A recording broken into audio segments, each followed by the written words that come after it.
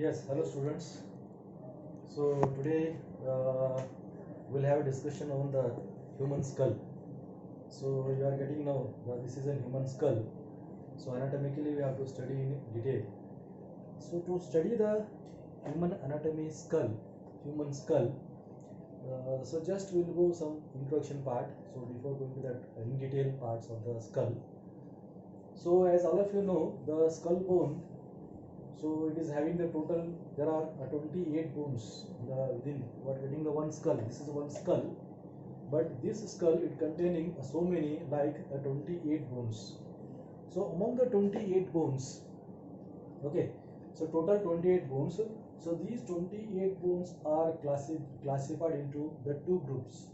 So one is the cranial bones and the facial bones. Total is a skull bone. The skull bone is classified into cranial part and the facial part. The cranial part is the cranial bone, facial part is the facial bones. So when you see this bone, the skull bone, okay. So this is a frontal anterior aspect. So cranial part, so means the part which is having the cranial cavity. Within this place there is a cranial cavity. So out of this cranial cavity, this much part. So this is the part. So this part of the bone. So these are the cranial bones. Whereas the remaining bones, the anterior part, the face part. So these bones are the facial bones. So that total 28 bones of the skull is classified into the two parts, the cranial part and the facial part. So among the 28, cranial are 14, facial are 14.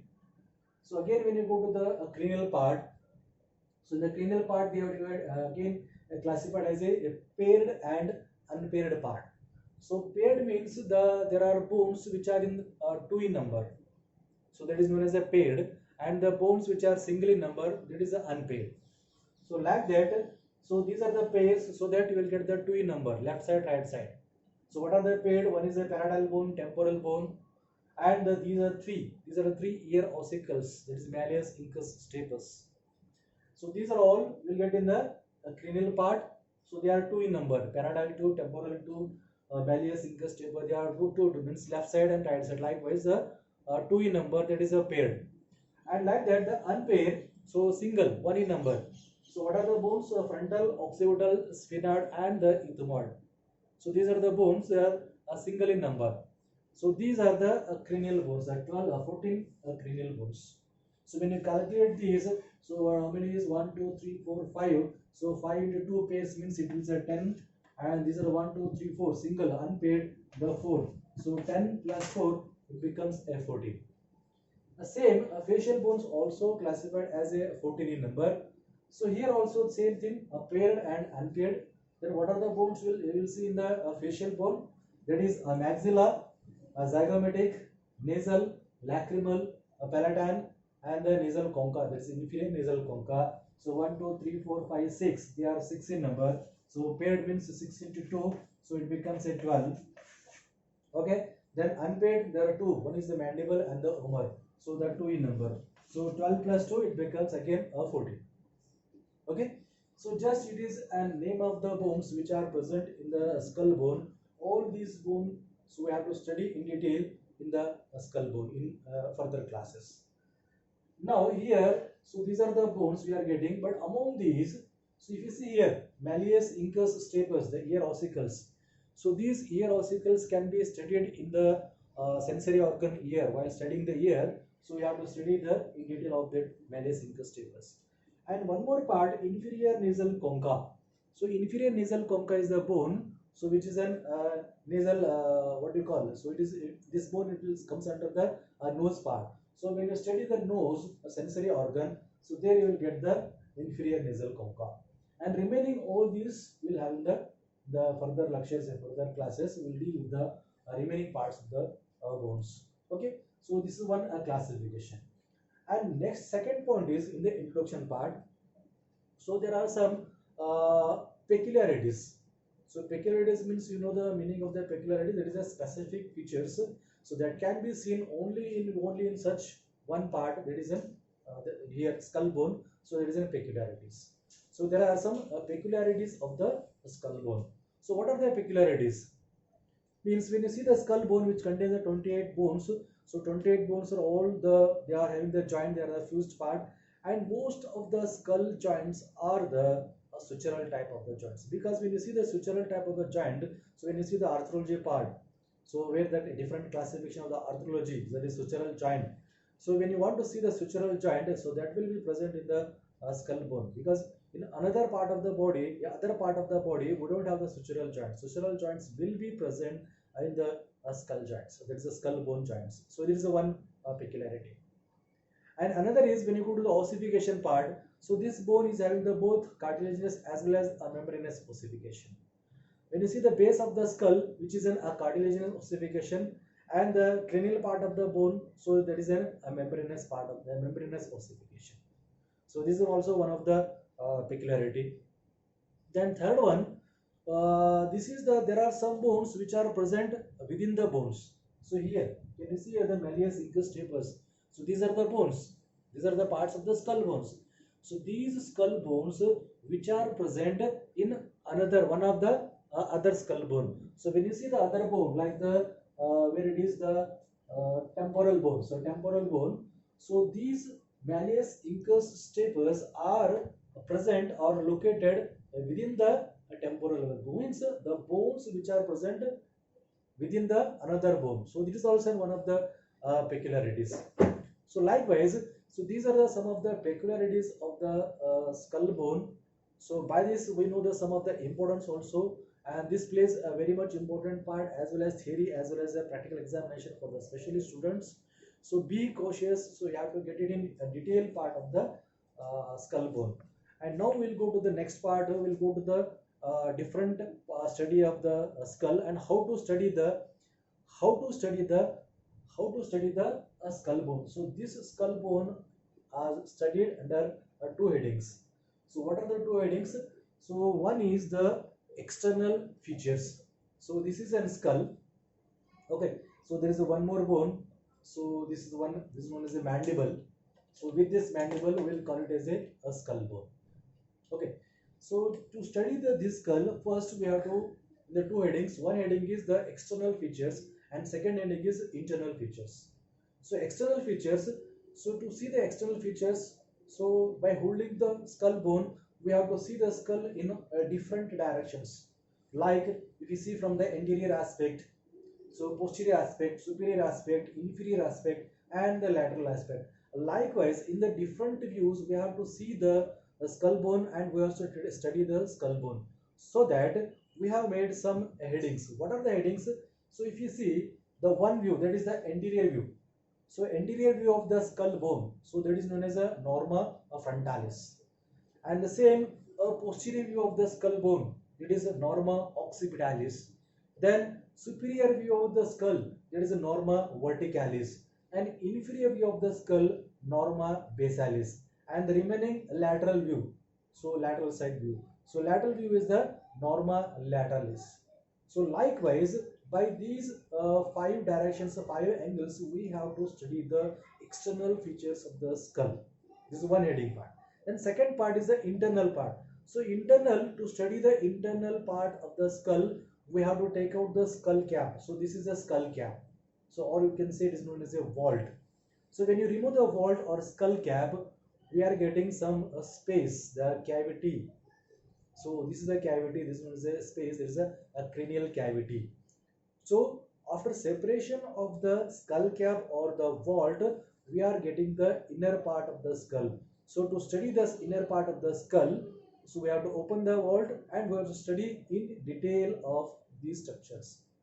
So this is a second part. So likewise, we have to study in two different stages. First, now we'll see the external features, then we'll go to the internal features. And for the external features of the skull, I will go to the still closer to the skull bone, so that you can have the proper picture as well as a proper identification of the bony part and other specific features of that bone. Then we can have the its detailed part. Okay. Now,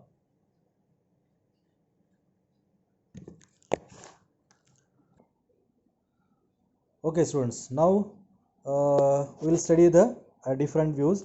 First we will see the different first view. What is that? Superior view of the skull, that is norma verticalis. Yeah. So this is an skull. Okay, so this skull, so anteriorly, and this is an superior view. So when you see the superior view of the skull, so you can see now here. So this is a superior view. How it is the shape? It is somewhat what we can say, the egg shaped structure. Okay, this shape. So how it looks, the superior view of the skull, it is like a egg shaped, because the anterior part somewhat the pointed, and the posterior part is what you can say, the more widened part. Okay, this is the norma verticalis view. Now the things that every student should know, so what are the things we have to see in different views of the skull? Okay, first thing I want to say, so in every view of the skull bone, each and every student should know that. So first thing, what are the bony bones present in this norma verticalis? One thing. And there are some joints. If there are joints, so you have to go to the joints. Here we are getting the sutural joints. Then what are the sutures? So which type of the sutures, so that you have to see here. Okay, then third part is some specific features of the bones. If the bone is having any particular like foraminas or any some processes, so like any such speciality of that bony part, so that have to be seen here. So likewise we have to study in skull bone. Okay, first thing, the bones which can be seen in the norma verticalis. So here what are the bones? The first thing, so if you go to the closer to the skull bone, so you are getting here. So this is a one suture from here to here. Okay, then there is one more suture, it is like this. Then one more suture in here. So likewise you are getting, this is the one bony part. Okay, this is one bony part, and this is one more bony part, and this is one more bony part. So in this view we are having the three bony parts. Okay, so then what are the bones present in the norma verticalis? First thing, this is the anterior part. So this is an anterior part of the skull. So here anterior to this area, the norma verticalis, the superior part, so this bone, so this is the bone that is known as a frontal bone. So frontal bone, which is a single one in number, so this complete part, it is a frontal bone. So we are getting the frontal bone. Okay, then second bone. Second, there are parietal bone. So these two bones, because when you see the classification, we have seen the parietal bones are two in number.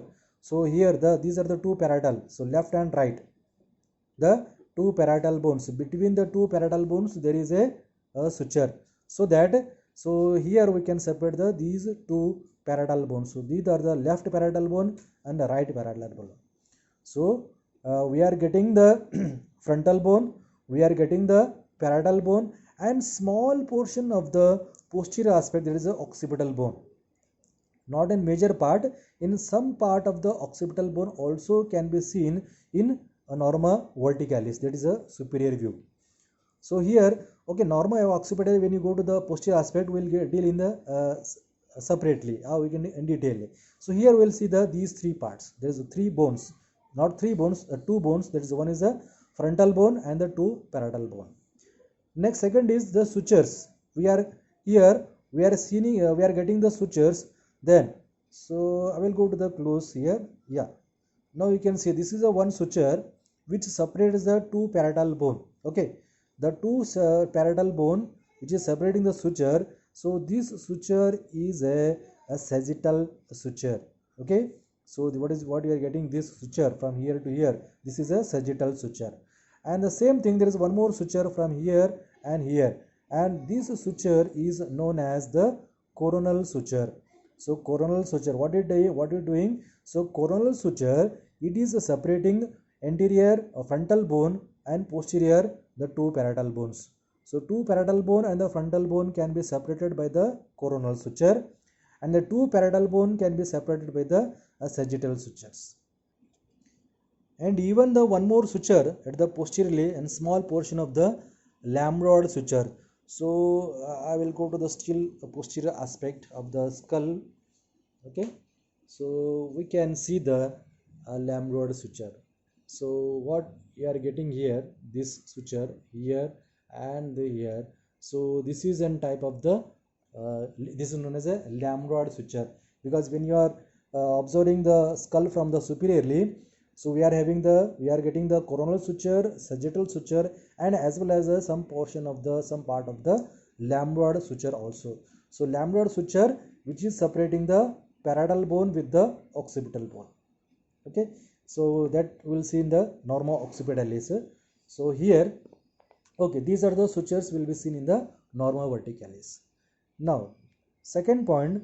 So here in this view, in this picture, in this skull bone, what we are getting, still we are getting the bony parts, we are getting the sutures point, and with this, if we can see here, so there are some foraminas here.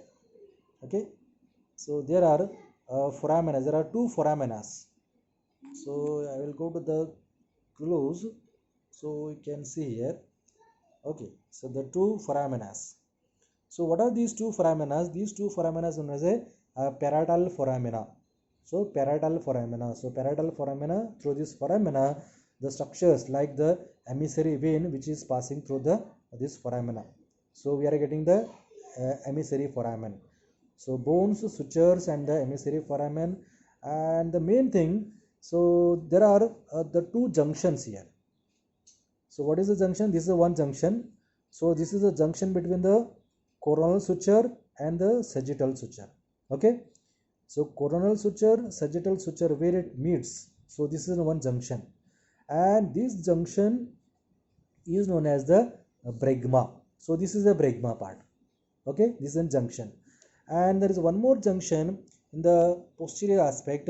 So this is a lambda. So this is a lambda. Lambda is the junction of the, so one is the sagittal suture and here lambdoid suture.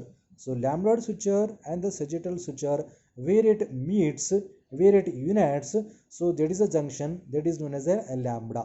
So this is a lambda and this is a bregma. So these are the two what you can special points.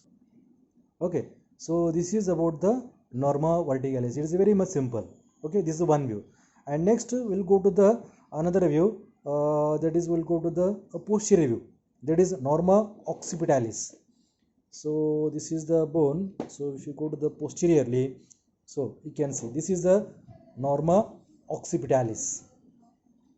So in the norma occipitalis, what are the bones we are getting? So bones we are getting, so I will take out this cap so that it can be seen easily.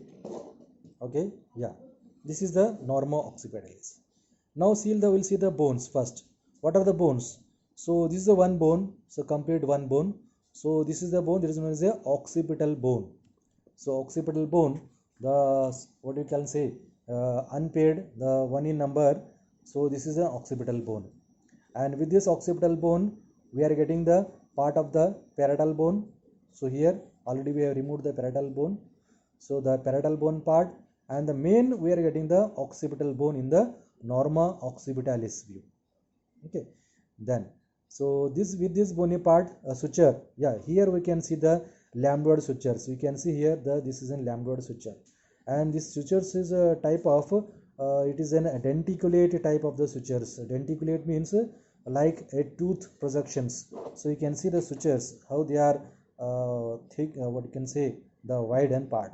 So wide sutures. So these are the like a tooth sockets, so that like a tooth projections, so that it's a denticulate type of the suture. That is a lambdoid suture. So this is a lambdoid suture. So lambdoid suture which is separating occipital bone with the parietal bone. Okay, parietal bone, occipital bone, lambdoid suture, and here also parietal bone and occipital bone, lambdoid suture. And with this occipital bone we are having the some portion of the temporal bone also. Actually this is a laterally temporal bone. So temporal bone, so this is a part of the temporal bone, and this part of the temporal bone is known as a mastoid part of the temporal bone.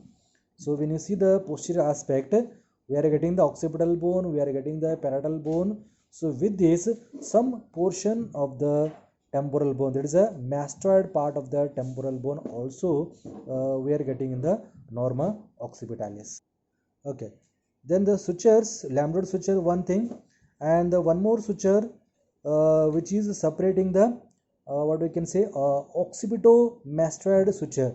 So means occipital bone and mastoid part of the temporal bone. So between this, so this is a suture.